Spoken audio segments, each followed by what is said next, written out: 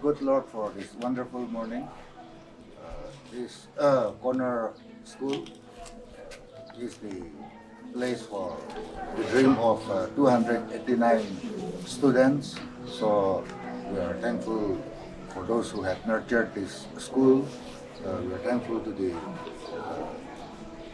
headmaster and your colleagues, and also in the presence of our director, led by Shashank, and our district led by our Geo, and also all the colony elders. We have the presence of our councillor, high school also, from Bayavü also. I take this moment as representing the department to inaugurate this.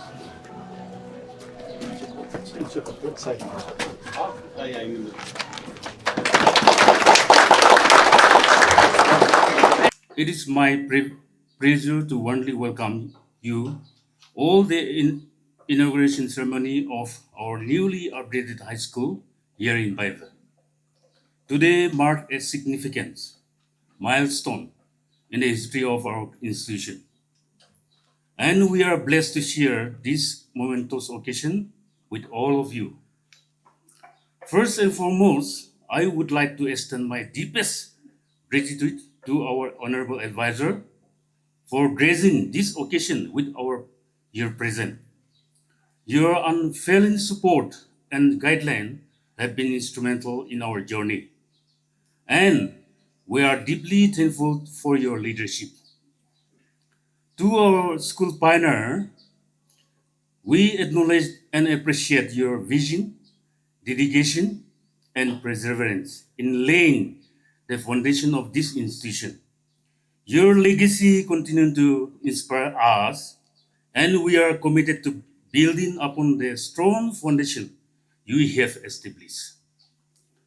I would also like to express my sincere appreciation to our former head teachers, SMDC, and staff members who have worked tirelessly to ensure the smooth transitions and upgradation of the school. Your hard work, commitment, and passions for education are truly commendable. To our esteemed guests, parents, and students, we are delighted to share these achievements with you. This upgraded facility is an achievement to our collective effort and commitment of providing equality education. As we officially inaugurated our newly updated high school, we recommit ourselves to our mission of providing a holistic education that empower our students to reach their full potential. We envision a future where our students become responsible, informed, and engaged citizens, making a positive impact in their community and beyond. Once again, thank you all for joining us on this momentous occasion. Thank you. Than to be a king, living anywhere else. I'd rather spend one day in your heavenly house than 1,000 days living anywhere else. Now I offer myself to you. To you I freely offer. Oh, to you I freely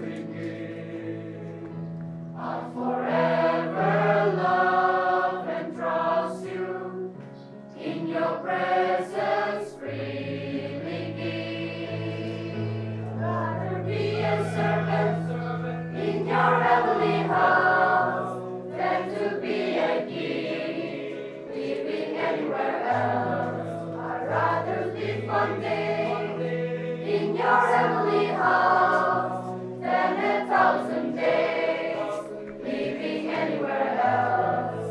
Now I offer myself to you, oh Lord, I offer all back to you in thanks for all you give me, Lord. I offer all back to you in thanks for all you give me, for all you give. I live my life to you. Lord, I offer back to you in thanks for all you give me, Lord. I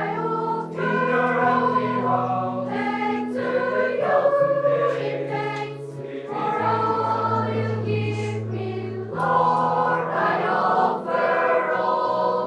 The school was established on 2nd November 1965, interestingly in a private residential building belonging to one Mr. Lufe Angami at KJK Colony, Kohima Town. The school was initially called as the KJK Government Primary School and received its first building from the government in 1972, upon which a natural disaster, a landslide, swept away the school, so it was relocated to the present Lotha Community Building at KJK and then again to ABCC Quarter above Tenquis Road. After 15 years, the school was relocated to the present site where we are gathered here today. After completing a school building here, on March 7, 1980, the school was relocated and the nomenclature was changed to Government Primary School Bayavü. With the start of this new education policy that framed the future of the classrooms and administrations and giving ownership to the very stakeholders, the school was communitized in 2005, giving ways for community to take its roles and duties in the functioning of the school under the School Management Committee. With the rise in need for further education, the school was further upgraded to middle school in 2010. For a few years, the school runs as a middle school comfortably. Looking beyond what holds the future of our children, the School Management Committee raises the issue of dropout of students and enrollment of the school. It was reflected that after passing the elementary school leaving certificate, that is class 8, students left schooling due to non-admittance in high school, unable to afford private school fees, and many other reasons. It was also seen that the students who are well groomed from primary section with a promising academic performances were taking TC to go elsewhere in order to avoid the problem of getting new admission in other high schools. The feeder schools remains a big challenge as there was no composite schools in the parameters. In such genuine cases arising, the School Management Committee took up this case and held discussion. Subsequently, the SMC proposed the matter to the school education through proper channel on 28 November 2022. The first proposal was laid back and was requested for more documentation. So on 15 June 2023, the upgradation was recommended to the authority for further action by the District Planning and Developmental Board. I will especially want to mention few names here who worked diligently for the procedures of this unending wait. Sir Sashi, Chairman of the School Management Committee and his colleagues, the SDO, Madam Patricia, the Area Education Officer, Sir Nisyasa and Sir Sabul Rezo, who persistently kept the paperwork on procedure, and on 27 November 2024, the State Level Education Committee gave its signal for its upgradation of GHS Bayavü. Our gratitude also goes to our Chief Minister, Dr. Nipurio, who heads the SLEC and the members, and our own advisor, Dr. Kekri Home, the Honorable Advisor of School Education and SCRT, for their decision-making and consideration in making this aspiration of ours for GHS Bayavü a reality. We acknowledge also Dr. Kevi Zake, Joint Mission Director Samagra, for wholeheartedly bearing and guiding us in these initial years of upgradation. Through the department concerned, we receive an HM in due time, one graduate teacher in maths, two general graduate teachers in the rationalization. However, we will also like to bring to the notice of the officers that here, to fully function as a full-fledged high school, we are also in need of one more science teacher and a multitasking staff so as to function properly. Meanwhile, with our total strength of 26 teachers now, and with one AHM and around 289 students enrolled, and the first batch of class 9 in this academic year, we further propose and request that in the near future rationalization, we will not be affected with the shortage by transfer and posting of our dear teachers who are already here serving their best during this crucial time of our new beginning. We have great hope in our community, Bayavü area, welfare boards and the panchayats in its representative nominations to the present School Management and Development Committee, the SMDC, under the chairmanship of Assistant Headmaster Sir Vedusa. It provides a reformation as a community the stakeholders soon come into action. Our upgradation will not be complete without the best effort rendered by the teaching faculties here, from senior-most teachers by age and professions of expertise to the learning ones and the newest teachers. This upgradation itself is a relentless testament and also offer a prospective future of what GHS Bayavü holds for the children who studies here and for all government school education in general. If you look at Kohima, Bayavü today is one of the most well-planned, what do we call, ward. The connectivity is good. It hosts a lot of important institutions, mostly are school education related and the sister organization. But the colony is well kept also, and we are here in the corner, like in a very unwanted place. So if you look at today, the scenario of schools, we have the anxiety of migration. Migration is happening, villages are getting abandoned.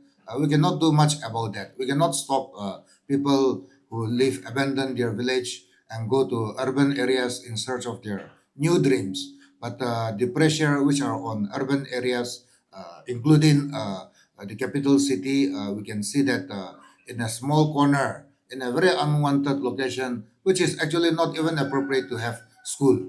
We have this school because we need to cater. Last year we went up to Mon Town C. The school is as big as this, the compound, and actually it was meant to be it was a primary school. We had no choice but to upgrade it to higher secondary school. So very sad situations we are facing. Last year, 1,453 people passed from Mon district alone. Even if they come here to Kohima, Dimapur, looking for class 11, they will never get admission because it's already saturated.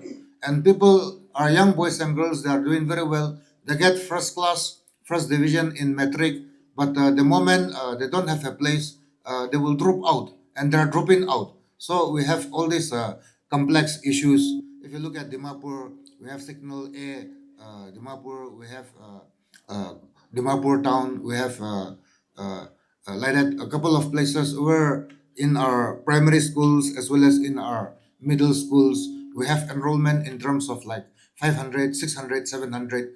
So we are grappling with many eventful things which are happening around us. And you look at the village, you cannot abandon the village school just because there are only 2 or 3 students in the village, just because they have small numbers, just because they don't have children. We cannot. But we also cannot be sending 7 teachers to teach 2 or 3 what do we call students in the village. It is just a waste of resources. Number 2, we're just punishing our teachers unnecessarily. So for whatever reason, even those villages which do not have much children, we cannot punish them because they do not have children. Recently, we went to one village called Mametong. We inspected the schools. They have 2 primary schools and 1 high school. And the villagers were saying that the productivity, not productivity, sorry for that. The children in the village, the number of what do you call birth rate has drastically declined. So, looking at education, we are guided by so many of our officers, and we are reformatting how do we look at this new landscape of our educational system. We cannot ignore the urban areas also. We cannot forget the rural areas also. So in the rural areas, we are now envisioning what do we call a multi-age classroom. So if you have one student in class 2, one student in class A, three students in class B, and no student perhaps in class 1. Still then, instead of having one classroom for all of them, we will put them in the same classroom in the big hall. So without putting too many teachers also, we will put 2 or 3 teachers, and we will run them like kindergartens. So that way we will be able to address the requirements of the rural area. If you look at urban areas, schools, and I'm including here our school also, our government schools, our private schools, and another important institution, church. They have become the largest pollutant in what do we call urban areas. Everywhere you go, they build their church, they build their school without any parking. You look at Kohima, traffic jam everywhere. You look on Sundays, so many churches, every colony opening up. Firstly, of course, it is not proper also, but firstly, they open their church anywhere they want. Bayavü, unfortunately, belongs to my constituency. We have 3 urban wards within my constituency and 2 big villages, Koima village and Chedema. So, under our constituency, we have 160 churches. Can you imagine? 42 full-fledged church, and the rest are all, some are aspiring to be a full-fledged church. So Sunday, you can understand, people come and worship, and they create nuisance to the neighborhood. They create nuisance to our roads. And look at our schools. Every day, every morning, traffic jam everywhere. You see. So these are things which are out of our control. We praise the good Lord also, but our children also needs schools. So these are some changes which we are seeing also.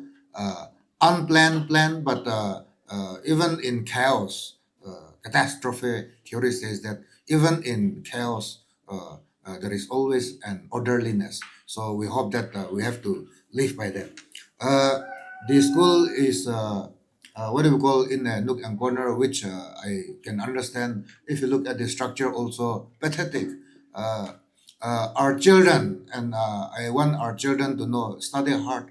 But if you look at a place like Kohima, our government schools, people who come to our schools, or the mentality which is being created around our children is that people who do not reach others, people who are lesser than others, only go to government school. I think that's very wrong, because all our teachers are the best. Only qualified teachers enter into our system. If you look at private schools, they don't have qualified teachers. It is just herd mentality, where they are herded, when they are put disciplinary actions are there. So they are not qualified. So very soon we will be asking private schools that we will take away their recognition if they do not send their teachers for BA training. So they will have to have not only a minimal, but in the end, all government schools, they will have to have all teachers trained as BEd. In higher education, we have the private party also. We have 2 of our higher education colleges giving BEd training. Right now, one in Mokchung, one in Kohima. The BEd is capacity is 100 from our 2 colleges, and from the private colleges, every year 500 BEd graduates are coming out. So every year 600 BEd graduates are passing out from our state, but we need more, because there are so many teachers in the private schools who are not qualified to be standing in the classroom. So the mentality has to change, but here in Kohima especially, there is a numbness. Even people who cannot, what do we call, manage, they are sending all their children to private schools. And how private schools were conceived, you see, earlier it was so difficult to get permit, but they open their shops everywhere. Then they come to the directorate just to collect the permit anytime they want. And as I said, it has become like shops, roadside pandugans. You see, there are so many schools here in Kohima. You will notice built in places where they're not fit to be there, by the roadside, creating a lot of hazards. Heaven bless us if there is fire. How will our children, what do we call, run away from this place? So we have been looking at all these aspects, built in colonies which create a nuisance, and if there are earthquake or fire issues, you see, these are huge concerns for us. So uh, our children, I want you to understand, now you are in class 9. Soon, next year, you will have to make our school proud. You can see the results which are coming out. It is not so possible for us to pull the ear in class 9, 10. We have started the early child and care education. We have to go back. So we may not take so many years, but we need to have a lot of patience. If we do not go back to the pre-primary, primary level, we cannot be expecting the best results. But generally, I'm so happy that our results are improving. There is a rush for our schools, especially at the higher secondary level. In Noklak Higher Secondary School, for example, one of the most far-flung area in Nagaland. Last year, 167 took admission in class 11 arts alone. You see, you look at Jaluki, a very fast-growing wild urban center now. 161 took admission. If you look at Mayonokcha, which is in Mokchun, 222 took admission in class 11 in arts alone. So what I want you to, and I want to assure our students and teachers, is that soon we will be signing memorandum of understanding between our own government schools, our own graduates who passed their matriculation are not able to get schools in our own higher secondary schools, which is pretty shameful. So priority will be given to our students. If you are a GMS and if you want to go to a high school, those two institutions will sign an MOU with each other, ensuring that admissions are given on a priority. We will take care of our house first. We will prioritize admission for our children, whether you are first class or second division or third division. There will be no discrimination for those people who are. We went to a village recently called in this Mokchun. So what we noticed was that they have till GMS also. So till class 8. But what they were doing is that right from class 6, class 7 onwards, they send their children to the mother school because they're afraid that they will not get admission.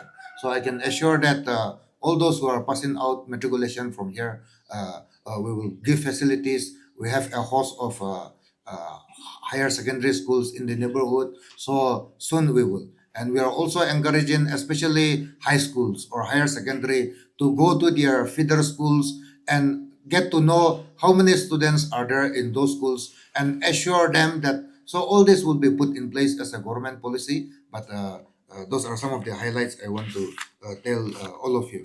I take this opportunity once again for your gathering, your love and concern, your dedication, and all these things is responsible for this school. Our schools, especially in these urban areas, are doing very well. Enrollment is increasing a lot, and we know that uh, uh, some of the basic areas where we need to improve is the infrastructure. Many of our schools, as you know, are as good as cow sheds in many areas. So this is one area where slowly we will also improve. Our children should come to school. They should feel that sense of pride. They should feel what do we call feel great. Their body language, the way they march happily to their school, like to be the envy of others. Mayonokcha, you will remember Mayonokcha Higher Secondary School. I'll end with this anecdote. Happened to be the third Naga graduate. The first was one Kevin Sosa. He was the first Naga. Was conferred IS also. He was in the civil service. Then the second graduate happens to be from my village, Tuliana. He graduated in 1926. Mayanokcha in 1927. What I was told, or what the storytellers told me, was that Mayon Nokcha and this Tuliana, the second graduate, they make a pact within themselves saying that our people, we will educate them. We will not join government service, but we will give our best, our life, to uplift our people through education. So, unfortunately, Tuliana died 13 years after he graduated, 1939. But Mayanokcha, he, along with his friend, this pack, he served his people. So many people got education from him. Whether you are in half pen, whether you are going to your field, whether you are sitting or standing, once you are a miss, people will call you miss forever. Once you are a teacher, people will call you sir forever. Whether you are drunk or whether you are standing inside the classroom, they'll still call you sir also, right? So what we are going to do now is Mayon Nokcha. A school was been named after him. It's in the heart of Mokchung town. We will make one of the most magnificent building honoring him, so that people who come to study there, it'll be the envy of everybody. So a school has been built after him, named after him. We will honor those. So it is important that we take care of our school. We may not have the best building, but let us keep it neat and clean. I know teachers, they put a lot of this thing, whitewashing, all these things. Teachers, they collect their own resources and do all these things. So I'm thankful to all our teachers. But what I was saying is, our schools will regain its glory. It will take some time, but what is important for reclaiming our schools is that here education is free. Free is free and the best. And we know that whether in rural area or in urban area, our households, we are all invested in education. We are spending so much on Baki. Our parents are struggling. Our parents are borrowing money left and right, not in terms of lakhs, but in terms of, let us say, 2,000 to buy your shoe during monsoon time. And when can they repay the 2,000? Perpetually in debt. So our rural economy, our urban household economy will improve once we improve our educational system. A lot of exciting times are happening in India, especially with the new education policy. We are realigning our policies, our frameworks with the best practices in the global scenario. So we are also effectuating some of these changes at our classroom level. So these are exciting times. So we are very proud that this colony now has inherited a high school. And thank you all so much.